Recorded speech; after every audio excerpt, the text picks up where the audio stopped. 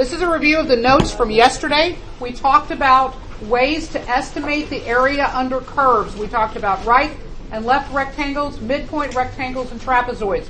We have not done an example of these last two. That's what we're going to do today. Okay? We talked about the formulas. You really aren't going to use those formulas very much in here. But then we talked about what was called the definite integral. It's an integral with numbers on the end from A to B. Basically, the first number in the t-chart is A. The last number is the B. And then we did an example of a right and a left Riemann Sums, so you can look back at those. But this is where we ended yesterday. We talked about the trapezoidal rule and how it is 1/2 of B times the sum of the heights. And then when we came up with the full formula, we figured out that we use the first y value once, we use the last y value once, and then we use all the ones in the middle twice. And do you remember why we use them twice? Because they are, but these sides in the middle are shared by two trapezoids. That's why you need to use them twice. Okay? We're going to use this formula to solve a problem with trapezoidal rule. Now, let me say this as well. This shortcut rule, where you can factor out the 1/2 B and then just do it this way, only works if your trapezoids are equally spaced apart. If they're not, you can't do it this way. All right? Very important that you know that. So, we're going to do an example now. And put that aside. You can move that. And here we go. At the top of the page. This is a trapezoid example. Estimate the integral from 1 to 9 of 3 square roots of x dx using the trapezoidal rule with 4 subintervals. Give you a minute to write that down. Estimate the integral from 1 to 9 of 3 square roots of x dx using the trapezoidal rule with 4 subintervals. Okay, this one is different from the 2 examples we did yesterday, because yesterday I gave you a data table. I didn't give you an equation.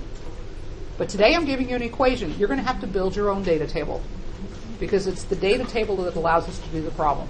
Okay? So, the function is right here. So I know that I'm going to have to build a table. I'm supposed to have 4 subintervals. Now, the one I did yesterday had 4 subintervals also. How many ordered pairs did I have? I had 5 ordered pairs, and it's always going to work that way. The number of subintervals has n plus 1 ordered pairs. Okay? So, I need to have 5 ordered pairs. I'm going to have x and f of x here. 1, 2, 3, 4, 5. And I know I'm supposed to start with 1 and end with 9.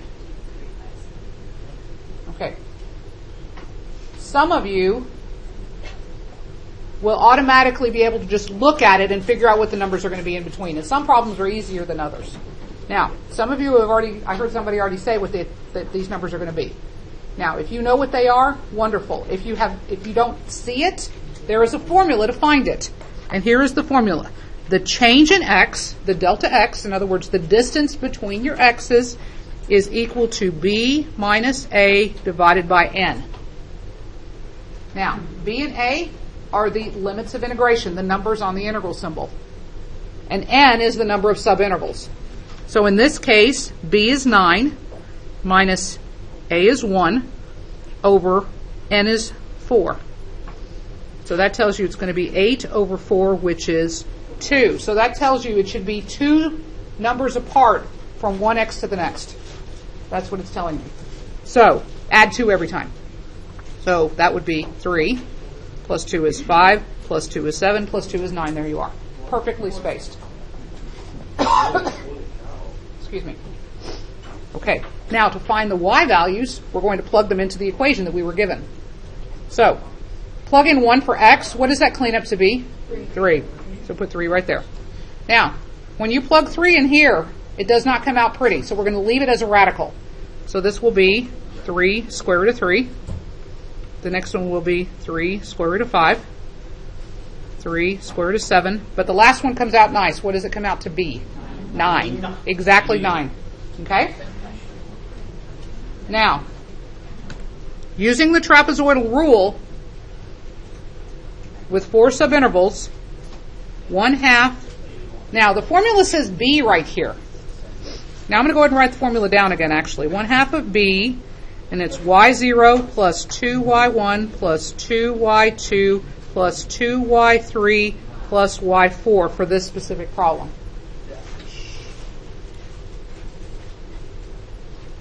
Okay, but this b is not the same as this b. This b is delta x. So we're going to put 1/2 of what? How far apart are my x's? They're equally spaced 2 units apart. So then the first y value is 3, plus 2 times the second y value, plus 2 times the third y value, 2 times 3 square roots of 7, plus just 9. The 9 does not get a 2.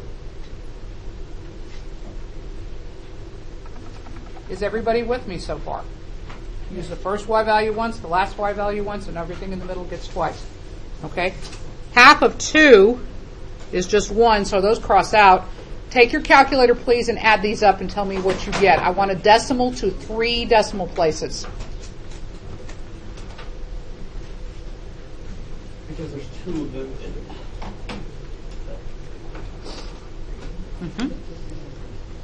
51.683 square units. Can you go over why there's a 1/2 and a 2? Yeah. Yes, I sure can. Okay. According to the formula, it is 1/2 B. the base times the height plus the height. Okay. Now the 1/2 the b is the distance between my x's. Yeah, which is 2. Right, in this case, which is 2. All right. So what I did is I just factored it out of all of them. Yeah. Does that answer your question? Anybody else have a question? Okay. Now what I would like to do is show you what the exact answer is going to be, because there is a question on the back of the worksheet that asks you to do that. To find exact area, you can write down both of these, or you can write down just the one that applies to you. The TI-83 versus the TI-84. TI-83, TI-84. Okay? And also, if you're on an 84 with the old firmware, Yes, you have to use the 83 method. Yes, you are right. Okay, so we're going to be putting this function into the calculator. We're going to be doing the integral from 1 to 9 of 3 square roots of x dx. That's the problem we're putting in. So I can now move this up so everybody can see. I'm going to do the 83 first. So I need to change my mode to classic mode. So if you have an 83, this is what you're going to do. Actually, in both of them, you're going to push Math 9, whether you have an 83 or an 84. Math 9. Now, what it shows from there will change. If you have the 83 in the old operating system, or the 84 with the old operating system, you're going to see this: FNINT parentheses, and that stands for function integral. The calculator can only do definite integrals. It cannot do indefinite integrals because it has to have a numeric answer. Here is what you type in. You type in the function first, then a comma, then an x, then a comma, then the lower of the two numbers, and then the upper of the two numbers. So it's f of x, comma, a, comma, b. And remember, a is the lower number 1, and b is the 9. So if you were doing it with the old operating system, we're going to type in the 3 square roots of x. Make sure you close that parentheses, comma, x, comma, 1, comma, 9, close the parentheses. And it should give you the exact answer, which in this, the area under the curve is 52, and what we got with the estimate with the trapezoids was 51.6, which is pretty darn close. Okay? Any questions on the 83 method, because that is the harder of the two? Okay? Now let me switch my mode back to math print, so I'm in the 84 mode. I'm going to move over here. If you push Math 9, this is what you see. you see the integral with a box here, a box here, a box here in parentheses, and a D with a box there. So you're going to make it look just like this. We were so happy when this new operating system came out because this looks like what it's supposed to look like. So A goes here, B goes there, the function goes there, and X goes there. So it's sitting on the A slot, so I'm going to type the 1. It tells you which button to push to move to the next one. You could have up arrowed or right arrowed to get to the top one. 9 goes there. See, it's blinking right arrow. So just right arrow, and then it goes in there. 3 square root of X. It says right arrow to get out of the radical, and then I get right arrow again to get out of the parentheses. And notice it's blinking in A. So I can push the X key, or I can go find the X at the bottom. I'm just going to push X like so. Push enter, and there it is. Okay? So if you're given the function and they want an exact answer, that's how you can do it. It's actually, ironically, easier than doing The other way. It is. the inexact. Right. But if you're only given data and you don't have a function, you can't do it this way. Yeah. That's why the other way has to be learned as well. Okay. Any questions about the calculator? All right. I need to do a midpoint example, and then we will be done with notes pretty much. I'm going to draw a line right here. This is for midpoint rectangles.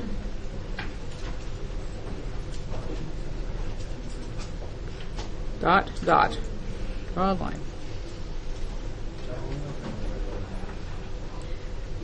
I'm going to have 1, 2, 3, 4, 1, 2, 3, 4, 5, 6, 7. So X and f of X, and then 1 through 7 in your X's.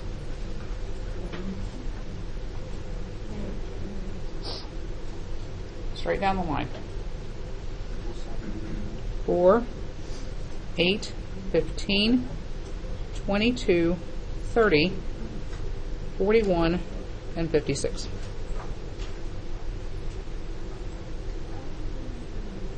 Give you a minute to copy that down.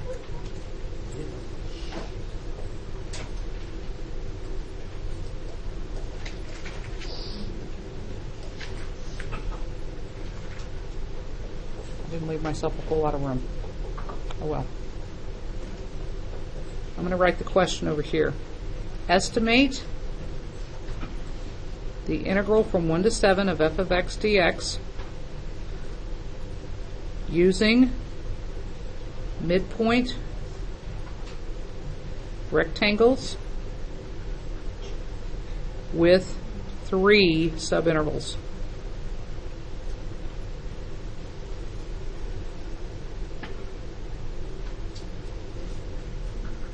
Here's the question. Estimate the integral from 1 to 7 of f of x dx using midpoint rectangles with 3 subintervals.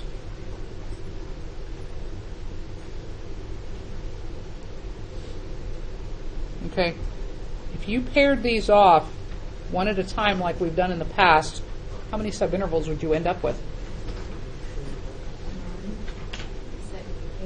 2, 3, 4. You get 6, and I need 3. Okay, so some of you already see what you're going to do, but let me show you it this way. If you were finding delta x and you need to know how far apart you need to go, use the formula b minus a. Now here are the a and the b. You weren't given a function, or actually they're in the integral right there too. 7 minus 1 over what number? 3. So 6 over 3 reduces to 2. So that tells me that I should be going every 2 for my interval. So 1 all the way to 3, and then 3 all the way to 5, and 5 all the way to 7. There are my 3 intervals. And do the same thing in the y's. 1, 2, 3. So I'm going from 1 to 3. Now, does each of those subintervals have a midpoint that is listed? And the answer is yes. Here is the midpoint for the first interval. Here's the midpoint for the second. There's the midpoint for the third. And those are the only 3 data points you're going to use. Okay? So when we do this problem, Here's what we do. The area equals, how wide is my subinterval again? 2. And what y value am I supposed to use for the height? I'm supposed to use the 8 because it's the midpoint's y value. For midpoints, you always use the midpoint only. You don't have to think about which one's on the left or which one's on the right. You just use the midpoint. Plus, the second interval is 2 units wide. What goes in the parentheses? 22. Plus, the third interval is 2 units wide. And I use the 41. Plug it in the calculator. Tell me what you get.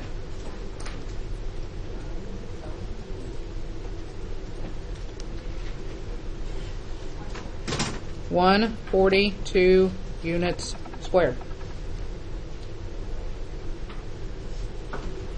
Wait, so why are you multiplying blue? Okay, remember that the area of a rectangle is base times height. Okay. The distance between my x's is 2 units, so that's the base. And then the height is whatever the midpoint's y value is. Okay? Any other questions? Can you just add them all together And then multiply by 2, yes you can. Since it's equally spaced, you can do it that way. But on all these problems, you're going to say either use trapezoidal rule or midpoint rectangle so that we can... It'll always tell you, yes. It'll always tell you which one. Okay, real quickly, get out your worksheet, please. I want to look at number 8. And while you're doing that, I'm going to go to a new sheet of paper.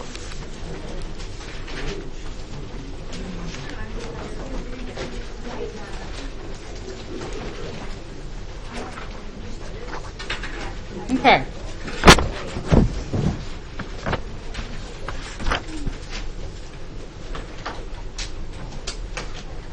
We're not going to do the problem, but I want to show you something.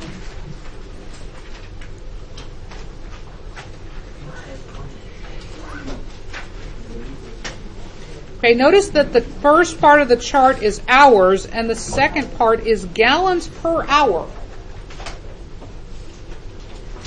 The y values are rates, okay? And then it gives you data up here and data here. What I want to talk about is when you estimate the area under the curve, what is it in terms of this problem? The x values are how many hours have passed. The y values are how many gallons per hour, how fast it's flowing. Okay? So some of you have already figured it out. If this is hours and this is gallons per hour, and you plot the data points, blah, blah, blah, and you connect them together, area, what's it going to be? The answer is gallons. So, somebody who got gallons, how do you figure out that it's gallons? Gallons per hour divided by hours. Okay. And then So the area would be gallons per hour times length times width, right? hours. Hours.